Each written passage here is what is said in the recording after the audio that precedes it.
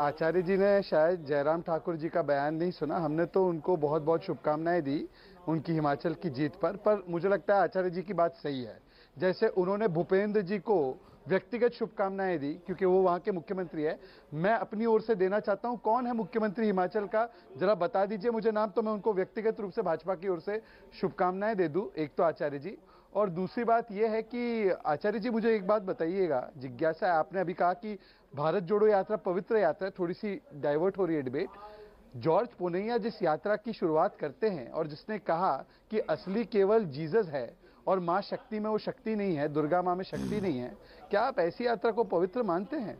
मुझे तो लगा आपने एक मोर्चा खोला था हिंदुत्व के खिलाफ बोलने वाले लोगों के खिलाफ कांग्रेस पार्टी में, परंतु ऐसा लग रहा है कि अभी आपने उसी को ढेर कर दिया ये बयान देकर। नहीं, वो कली आचार्य जी ने मेरे डिबेट में बोला कि टुकड़े टुकड़े की नारेबाजी करने वाले भारत जोड़ो यात्रा में है, वो कन्हैया का उन्होंने जिक्र किया। बहरहाल मैं आऊंगा आचार्य जी, एक कमेंट में शुभ रास्ता का ले लूं, उसके बाद आचार्य जी उसको पवित्र यात्रा कह दी। एक मिनट मैं आ रहा हूं। शुभ रास्ता बोलिए। शुभ रास्ता नहीं, आचार्य जी ने 2 बार मैं आचार्य जी के साथ आज डिबेट में बैठी हूँ, दोनों बार इन्होंने यही कहा है कि राहुल गांधी बहुत पवित्र मिशन पे निकले हैं। तो राहुल गांधी को पहले तो राजनीति से रिजाइन कर देना चाहिए ना। इतनी पवित्रता है अगर कि देश में चुनाव चल रहे हैं, वो नेशनल पार्टी के एक तरीके से उनको अध्यक्ष ही माना जाए।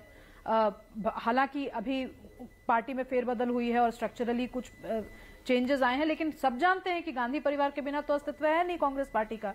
तो ऐसे सिचुएशन में इतने पवित्र मिशन पर लिखने तो एनजीओ क्यों नहीं खोल लेते, क्यों पॉलिटिकल पार्टी में? मैं इसलिए पूछ रही हूं क्योंकि हर बार जब भी कोई हार होती है चुनाव में तो इस चीज का ठीकरा गांधी परिवार पर क्यों नहीं फोड़ा जा सकता? प्रियंका जी को बधाई आचार्य जी, क्यों उनके नेतृत्व में हिमाचल प्रदेश में सरकार बन रही है आपकी, बहुत बहुत बधाई उनको। लेकिन राहुल गांधी जैसे फेल्ड पॉलिटिशियन जिनकी यात्रा पर इतने पैसे खर्च किए गए, और आप ही के यहाँ गुजरात में क्राउड सोर्सिंग की जा रही है। जिग्नेश मेवानी ने क्राउड सोर्स कर करके पैसा जुटाया अपने कैंपेन के लिए। तो ये सवाल क्यों नहीं पूछा जाए? यही सवाल मैंने भी पूछा, इसलिए मैंने 4 बार घुमाकर पूछा। सवाल ही नहीं पूछा जाए कि जीते तो परिवार, हारे तो प्रभारियों पर वार है। मतलब जीते तो परिवार है और हारेंगे तो सिर्फ प्रभारियों पर वार है। ये वानखेड़े जी, वही सभी पॉलिटिकल पार्टी में यही होता है। जीतता वो नेतृत्व है, हारता संगठन है। तो बीजेपी में भी जब जीत होती है तो नरेंद्र मोदी जी की होती है। तो आज हिमाचल में जो है जितने नरेंद्र मोदी जी की हार थोड़ी है, वो कोई नहीं कहेगा। तो ये अपेक्षा दूसरे पार्टी से भी करना, मतलब ये समझ में नहीं आता मुझे। ठीक है आचार्य जी, अब आप बोलिए, फिर मैं आगे आप लोगों के पास आऊंगा। आचार्य जी बोलिए। आचार्य जी देखिए अमन जी, 2 बातें हुई। एक तो आपने कहा कि आचार्य प्रमोद कृष्णम जी ने हमारे चैनल पर कहा था कि जो हिंदुओं के विरोध में बात करते हैं मैं उनका समर्थन नहीं करता, या जो राष्ट्र के विरोध में। तो आज भी कह रहा हूँ कांग्रेस पार्टी में कुछ ऐसे लोग शामिल हो गए हैं, कुछ इस तरह के हैं जो अरबन नक्सल हैं। वो कांग्रेस पार्टी को महात्मा गांधी के रास्ते से हटा करके और दूसरे रास्ते पे ले जाना चाहते हैं। मैं कब कह रहा हूँ मैं उनका समर्थन नहीं करता। और अगर धर्म और राष्ट्र के खिलाफ कोई बोलेगा तो वो मेरी पार्टी वाला बोले या मेरा विपक्षी दल बोलो, मैं उसका समर्थन नहीं करूंगा, मैं उसका विरोध करूंगा। लेकिन उस विषय को शुभ रास्ते जी ने नहीं, जैसे शुभ रास्ता जी ने कहा कि मैंने कई बार सुना इन्होंने इस यात्रा को पवित्र बताया, तो पवित्र यात्रा में गलत आदमी कैसे घुस गए? भाई मुझे बोलने तो दो अमन जी, वैसे मेरा फोन गड़बड़। बोलिए आचार्य जी, आप बोलिए आचार्य जी।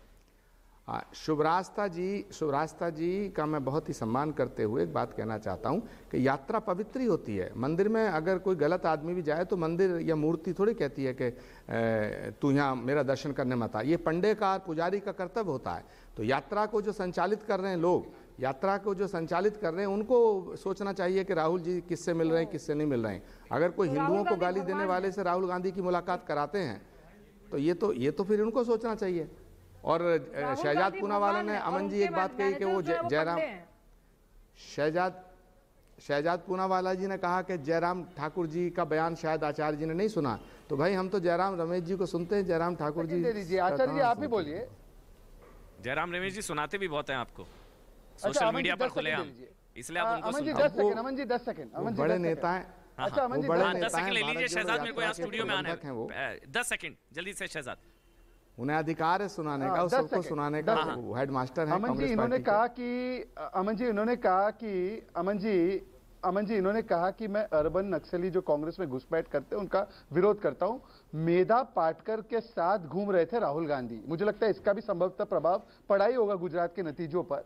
क्या मेधा पाटकर के साथ राहुल गांधी का घूमना भारत जोड़ो में गलत था या सही था? गुजरात विरोधी मेधा पाटकर, सरदार सरोवर प्रोजेक्ट विरोधी मेधा पाटकर। आचार्य जी 30 सेकंड। सवाल उठता है कि राहुल गांधी जी ने उन्हें क्या, अगर राहुल गांधी जी उनको कांग्रेस ज्वाइन कराएं तब तो बात ठीक है, तब सवाल उठेगा कांग्रेस पार्टी। अब यात्रा में कोई शामिल हो जाए तो उसे कैसे रोका जाए? यात्रा तो मेला है। नहीं, यात्रा मेला है सर, लेकिन आप अर्बन नक्सलियों का बार बार जिक्र कर रहे हैं। कांग्रेस पार्टी में राहुल गांधी की टीम में अर्बन नक्सली क्यों है फिर? मैं समझना चाहती हूँ एक चीज। नहीं, राहुल गांधी की टीम में तो अर्बन अशोक नक्सली क्यों है? से पूछो, कांग्रेस पार्टी को ये मुझसे ज्यादा जानते हैं।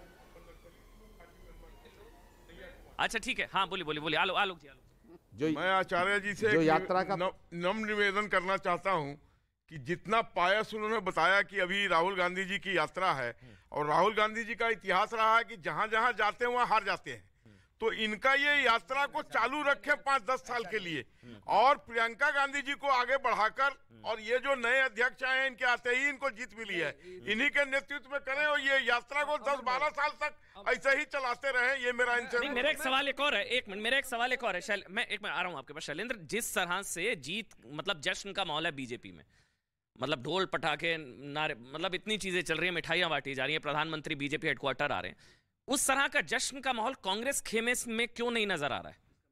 मैं इसका जवाब देता हूं। मैं पूरा होलिस्टिक जो सिनेरियो है उसका जवाब मैं 2 पंक्तियों से देता हूं। हमारे कुछ मित्र जो है जो ब्रांड मोदी के खिलाफ, मतलब मैं गणित और प्रबंधन का विद्यार्थी हूं, जहां पर जो परफेक्शन जो हमेशा प्रोबेबिलिटी के बेस पे मतलब आप काउंट करते हैं। दिलों में गर पली बेजा कोई हसरत नहीं होती, दिलों में गर पली बेजा कोई हसरत नहीं होती, हम इंसानों को इंसानों से यूं नफरत नहीं होती। जिस व्यक्ति का स्ट्राइक रेट 98% से ऊपर हो, अब आप विवेचना करते हैं, विश्लेषण करते हैं कि 100% होना। और दूसरी बात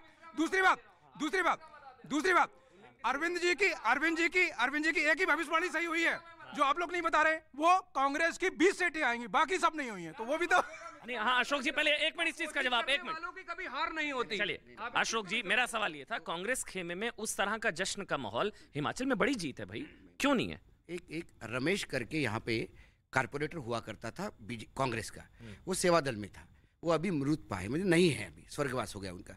जब वो जिंदा थे तो वो ढोल ढमाके ले आते थे, मिठाई बांटते थे।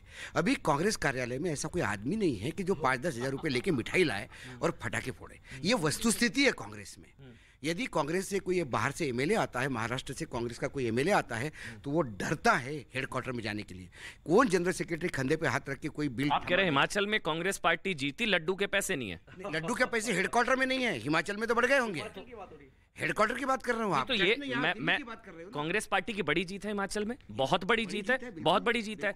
मैं कह रहा हूं उस तरह की जश्न की तस्वीरें जो बीजेपी खेमे में है वैसी नहीं है। मैंने क्या कहा, उनकी जश्न की तस्वीरें नहीं, जश्न की तस्वीरें बाकायदा हिमाचल में थी।